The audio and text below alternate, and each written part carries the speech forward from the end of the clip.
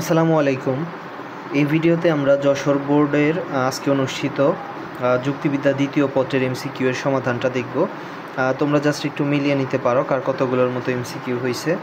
এবং আমার হাতে যে প্রশ্ন এটা হচ্ছে ঘ সেট।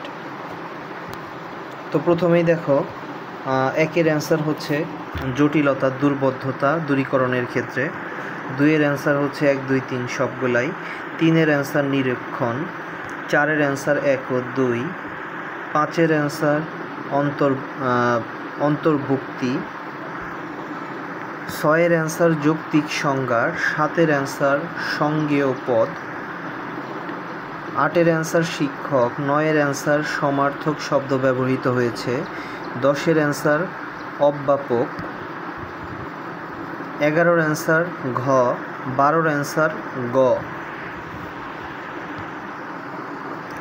এরপরে 13 থেকে আমরা যদি দেখি, 13-র অ্যান্সার ক, 2 ভাগে ভাগ করা যায়, 14-র অ্যান্সার 6, 15-র অ্যান্সার ক, 16-র অ্যান্সার 2, 17-র অ্যান্সার জীব, 18-র অ্যান্সার গ, 19-এর অ্যান্সার 1 2 3 সবগুলাই, 20-এর অ্যান্সার পূর্ণাঙ্গ, 21-এর অ্যান্সার সংশ্লেষক,